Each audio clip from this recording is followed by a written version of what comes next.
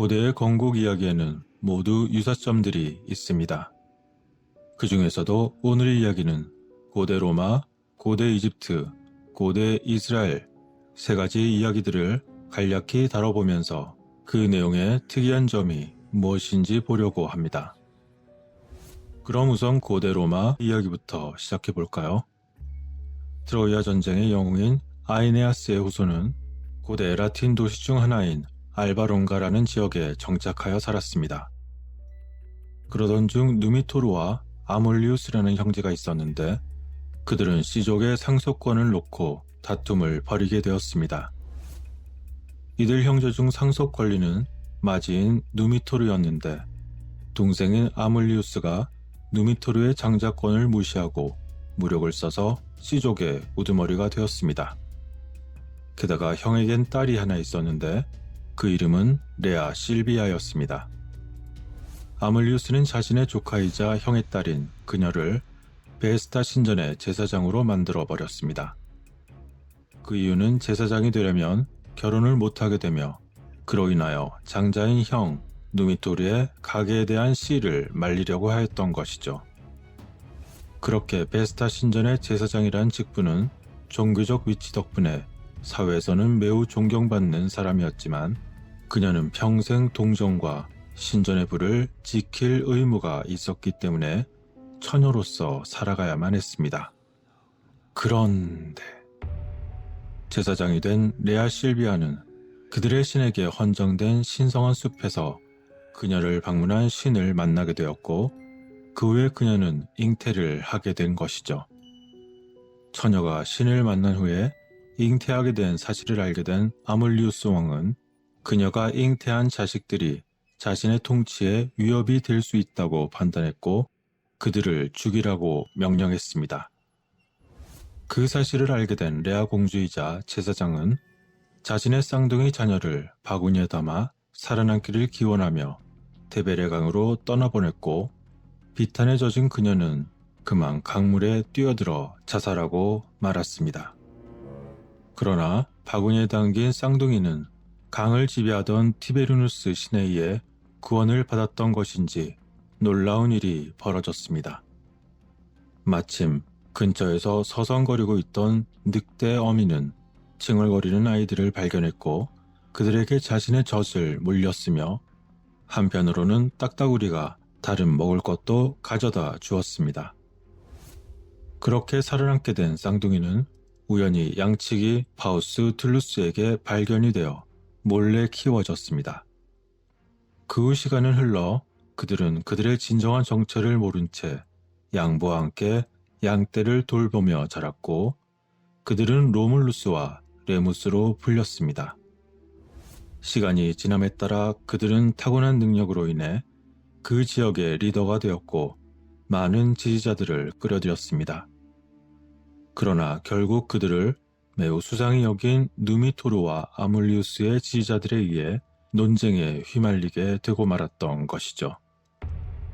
그 결과 그들의 정체를 의심하게 된 왕에 의해서 쌍둥이 중 레무스는 포로가 되어 알바론가로 끌려가게 됩니다.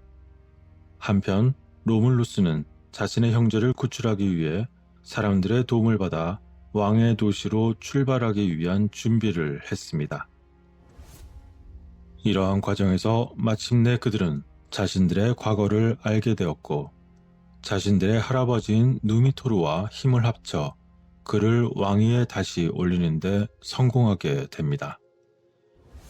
결국 장자를 몰아내고 무력으로 왕이 되었던 아몰리우스는 죽임을 당했고 원래 권리를 가지고 있던 누미토르는 마침내 왕으로 복권되었습니다.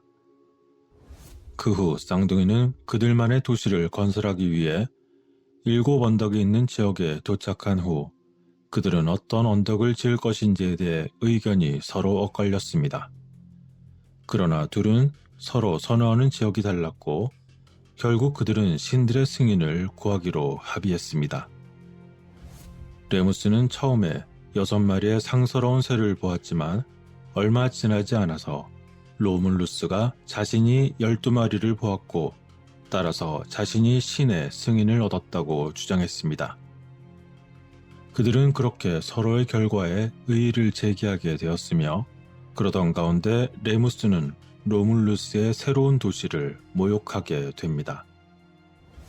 그 후 로물루스인지 아니면 그의 지지자 중 한 명인지는 모르지만 결국 레무스는 살해당하게 됩니다.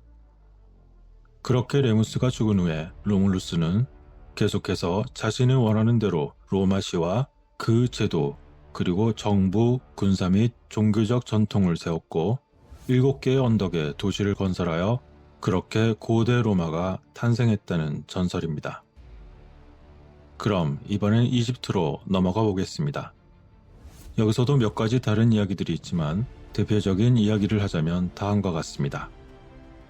이야기는 오시리스가 지구를 통치하고 여형제인 이시스와 결혼하면서 시작됩니다. 그들의 임무는 인류에게 문명을 가져오고 사람들에게 정부, 종교 및 결혼의 관행에 대해 가르치는 것이었습니다. 이시스의 마법적인 치유력과 직조, 작물 재배를 비롯한 방적에 대한 그녀의 지식도 이집트 사람들에게 널리 전해졌습니다. 그런데 어느 날 재앙이 닥치고 말았습니다. 무질서의 신 세스가 질서의 신인 그의 형제 오시리스를 살해했던 것입니다. 세스는 그의 아내 네프티스가 오시리스에 의해서 아누비스라는 아이를 잉태했기 때문에 매우 분노했습니다. 그에 대한 살인은 세스가 왕을 위해 만든 관에 손님들을 눕도록 하는 연회에 사람들을 초대했을 때 일어났습니다. 연회에 참석한 여러 손님들은 그 왕을 위한 관에 한 번씩 누워보았지만 모두 맞지 않아 실패했습니다. 그렇게 흥은 점점 올라가고 마침내 오시리스의 차례가 되어 올라갔을 때 세스와 그의 공모자들은 오시리스가 행서형 관에 들어가자마자 그만 뚜껑의 못을 받고는 무거운 납을 관에 달아서 그 무게를 불린 다음 날강에 던져버리고 말았습니다. 때는 7월이었고 당시는 나일강의 물이 상승하던 시기였습니다. 태고의 바다인 누는 오시리스를 숨기기 위해 데려갔고 그렇게 오시리스의 죽음은 우주를 혼돈에 빠뜨렸으며 신들을 울게 만들었습니다. 이러한 사건이 벌어지자 크게 당황한 이시스는 남편을 찾아 온 세상을 떠돌며 모두에게 남편을 본 적이 있는지 물었습니다. 결국 신의 계시를 통해 이시스는 관이 바다로 흘러내려 페니키아의 비블로스 해변으로 밀려왔다는 것을 알게 되었습니다. 오시리스가 들어있는 관 주위에는 타마리스크 나무가 자라서 그의 주변을 완전히 둘러싸고 있었습니다. 그러나 이시스는 결국 그곳을 발견했고 그녀는 나무에 둘러싸여 있는 관을 꺼내어 이집트로 다시 보냈습니다. 그리고 그녀는 남편의 시신을 애도하면서 스스로 연으로 변신했고 그녀는 남편인 오시리스의 시신 위로 내려갔으며 그곳에서 기적적으로 그녀는 오시리스의 아이를 잉태했습니다. 그 후 이시스가 이집트로 다시 돌아왔을 때 그녀는 삼각주 습지에 있는 세스에게서 숨었습니다.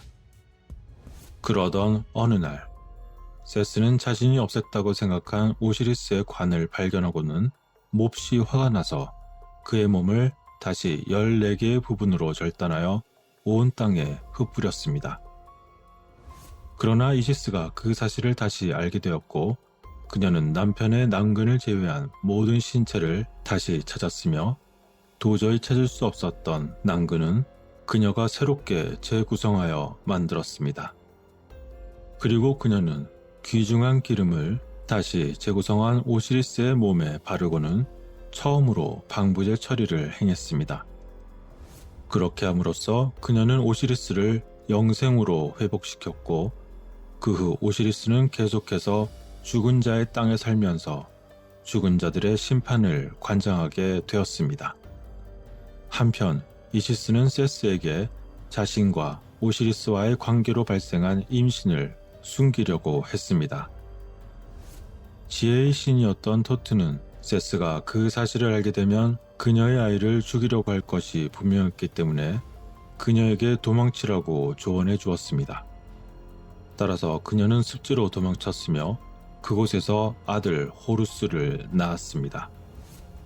이시스는 그곳의 늪에서 아이를 숨겼고 그 과정에서 정갈, 뱀, 악어에 물린 아이를 치료해야만 했습니다. 그러던 어느 날 그녀는 아들을 놔두고 음식을 찾기 위해 나갔다가 다시 돌아오자 그곳에서 반쯤 죽어가는 아들을 발견하게 되었습니다. 이것은 바로 세스가 모든 사실을 알게 되어 그 자신이 독사로 변신하여 늪으로 들어가서 아이를 물어버렸던 것이었습니다. 그런 연유로 반쯤 죽어가는 아들을 부여잡고 이시스는 높은 신들에게 도움을 요청하게 되었습니다. 그녀의 간청은 수백만 년간 나무 껍질에 들어있는 태양의 힘에 의해서 전달되었습니다. 그리고 그 간청을 들은 토트가 그녀에게 말을 걸기 위해 내려왔습니다. 그는 그녀에게 태양의 힘이 모든 것을 바로잡을 것이며 선이 악을 이길 것이라고 말해주었습니다. 그러자 수백만 년 동안 나무 속에 들어있던 태양의 기운이 멈추었고 땅은 어둠에 빠졌습니다. 그러자 토트는 이시스에게 지구가 어둠 속에 남고 우물이 마를 것이며 호루스가 치유될 때까지 농작물이 시들게 될 것이라고 말했습니다.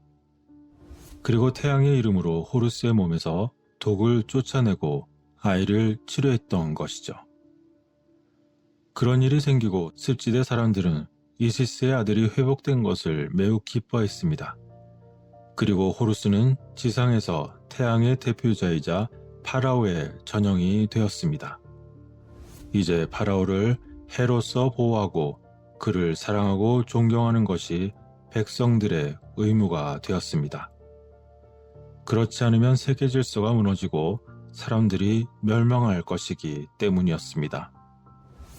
이시스는 그녀의 어린 아들이 청소년이 될 때까지 숨겨두었고 그렇게 호루스가 자라나는 동안 태양은 점점 늙어가서 침을 흘리기 시작했습니다. 그러자 이시스는 땅에 떨어진 태양의 타액을 뱀으로 만들었고 그녀는 하늘에서 태양이 일상적인 경로를 가로질러서 그곳에 자신이 만든 뱀을 배치하고는 태양을 물어버리게 하였습니다. 그러자 태양이 뱀을 만들지 않았기 때문에 그는 자신을 고칠 수 없었습니다. 그는 뱀을 만든 이시스에게 도움을 요청할 수밖에 없었던 것이죠.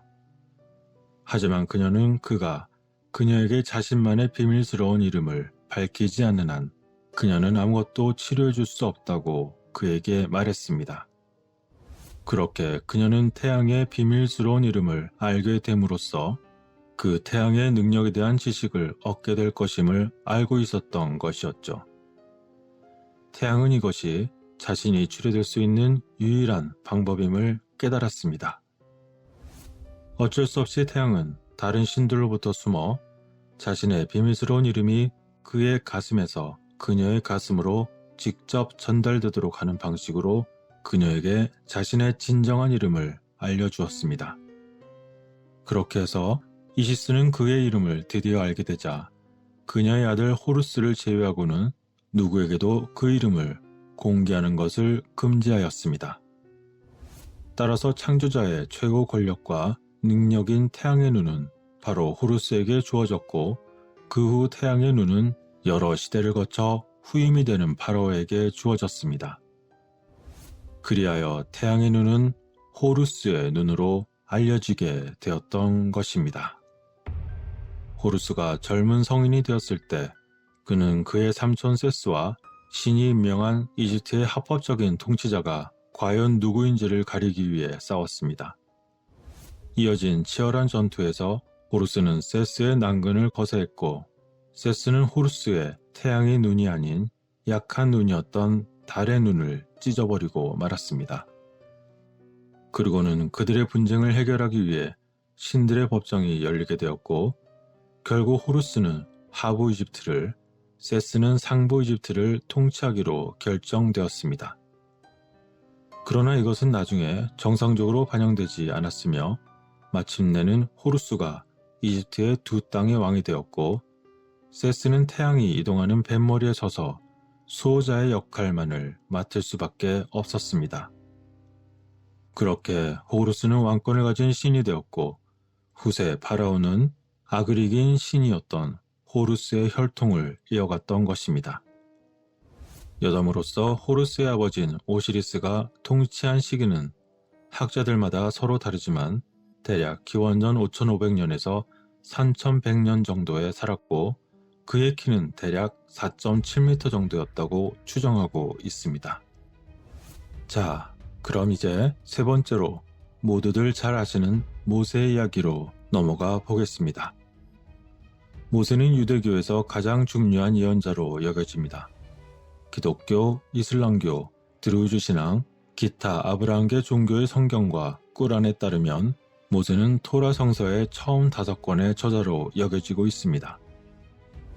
오래전 과거 어느 날 노예가 된 소수민족인 이스라엘 백성들의 인구가 증가하던 때가 있었습니다.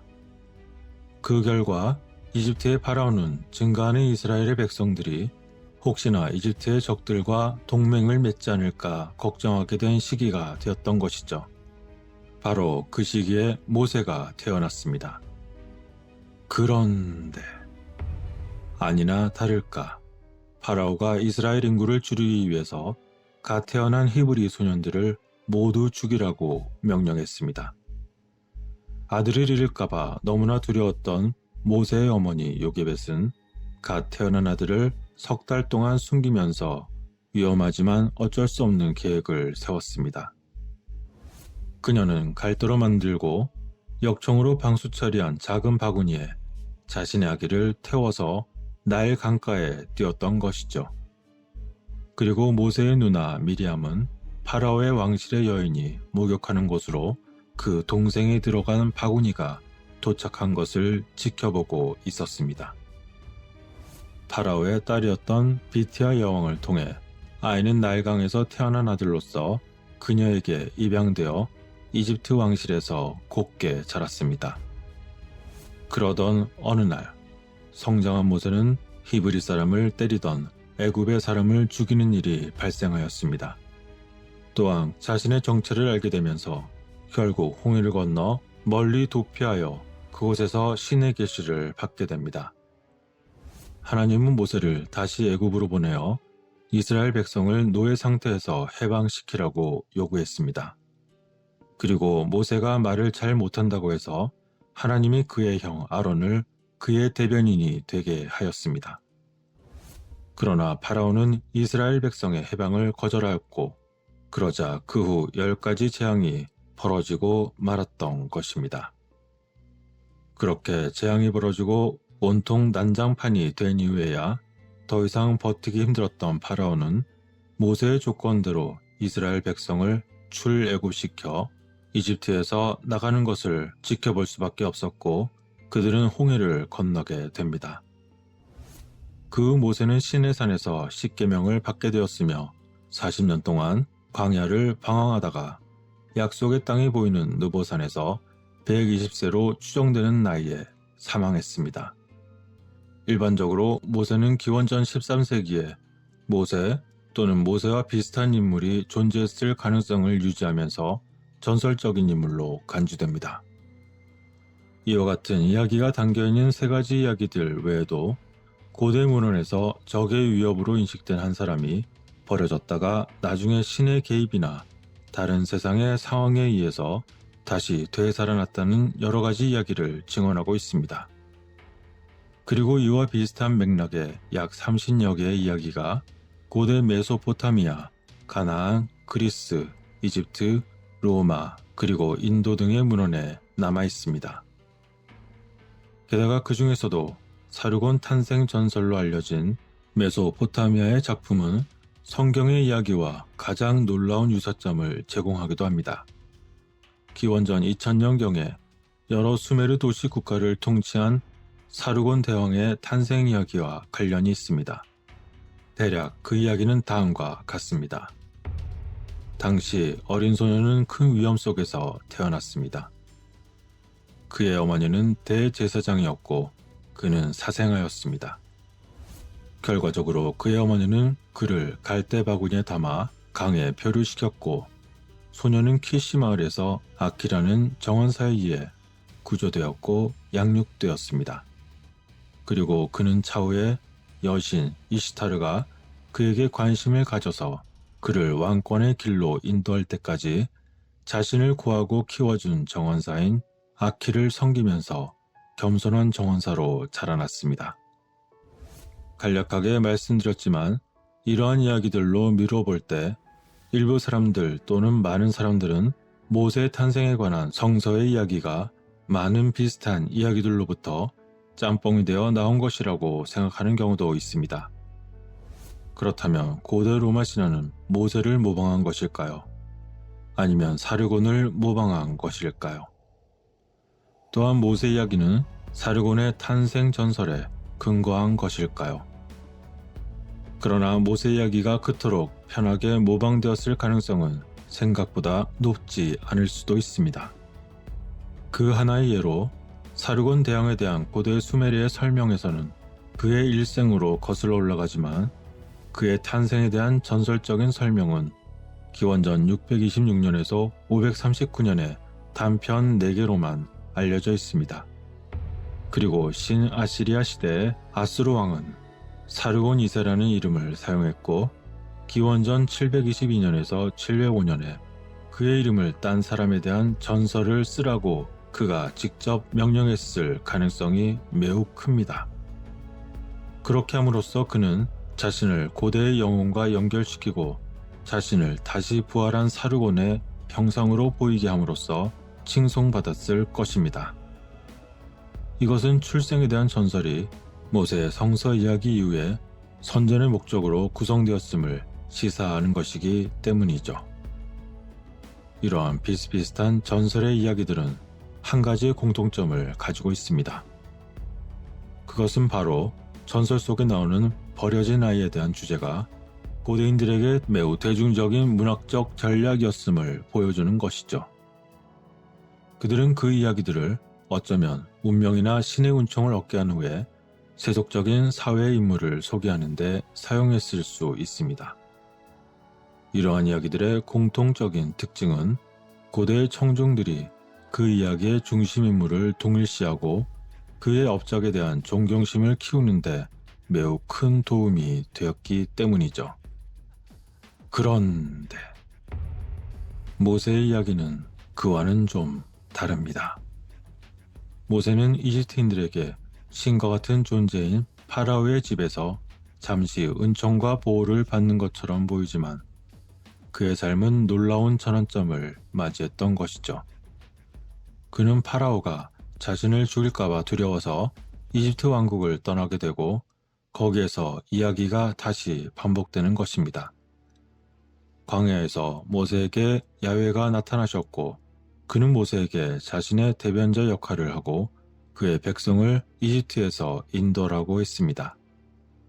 이러한 모세 이야기는 고대 문화의 비슷한 다른 이야기들에 비해 매우 두각을 나타내고 있었습니다.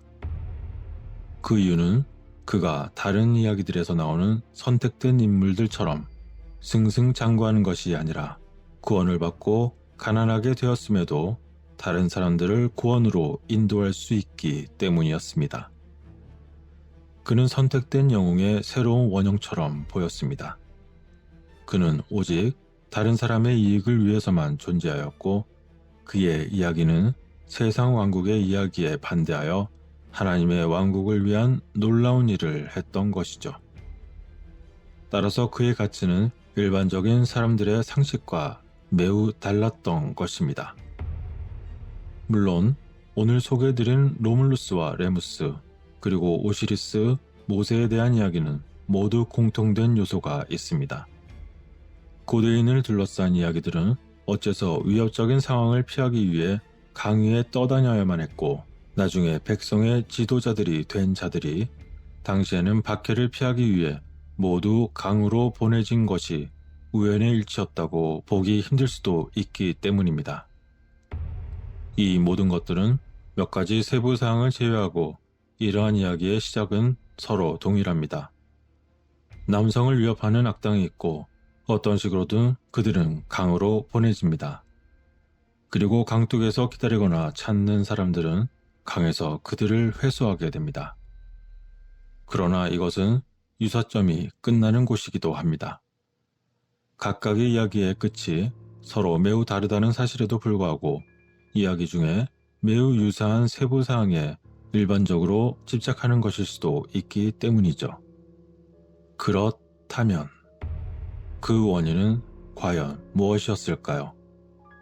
겉으로 보기에는 서로 다른 출처의 이야기들이 어째서 그렇게 놀라울 정도로 비슷할까 하는 의구심이 든다면 이 이야기들은 원래 같은 것이 퍼지고 확장된 이야기였을까요? 어쩌면 이야기들은 모두 고대에 한 사람이 쓴 것이었을까요?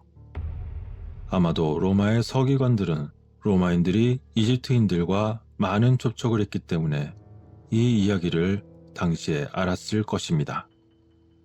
마찬가지로 이스라엘 자손들도 역사의 한 시점에서 이집트인들에게 노예가 되었습니다. 따라서 이 이야기는 그들을 사로잡은 자에 의해서 그들에게 아마 전해졌을 것입니다. 다시 말해서 이스라엘 사람들이 이집트에서 노예로 있을 시점에 이러한 이야기들을 많이 접했다고 볼 수도 있을 것입니다. 게다가 거의 모든 고대 국가에서는 이러한 이야기의 유사점을 공유하는 창조의 이야기가 있습니다. 따라서 오래전 고대의 학자들은 다른 동시의 국가들보다 자신들이 더 멋진 신화를 만들기 위해 그들의 전임자들보다 더욱더 매혹적인 신화를 만들기 위해서 경쟁적으로 노력해야만 했을 것입니다. 그런데 문제는 또 있습니다. 설령 그렇게 만들어졌다고 하더라도 모든 이야기들은 번역 과정에서 또다시 많은 부분들이 손실된다는 점입니다. 즉, 다시 말해서 이러한 이야기가 처음에는 매우 다르게 시작되었을 수 있다는 것이죠. 어쩌면 번역가는 과거의 이야기들을 전달하기 위해 자신의 이해력 내에서 신화에 너무 많이 의존했을 수도 있습니다. 결과적으로 이러한 이야기들은 원래 별개의 것이었지만 번역가들에 의해서 모두 비슷해져 버리고 말았을 가능성도 있다는 것이죠. 결국 이러한 로물루스와 레무스, 오시리스, 모세 이야기, 그리고 수십 종에 이르는 세계 곳곳의 신화와 전설들은 그 기원들이 진정으로 고유한 것이었을까요? 아니면 모두 같은 근원에서 온 것일까요? 수많은 주장들이 있지만 이것은 아마도 영원한 고대의 미스터리로 남을지도 모릅니다.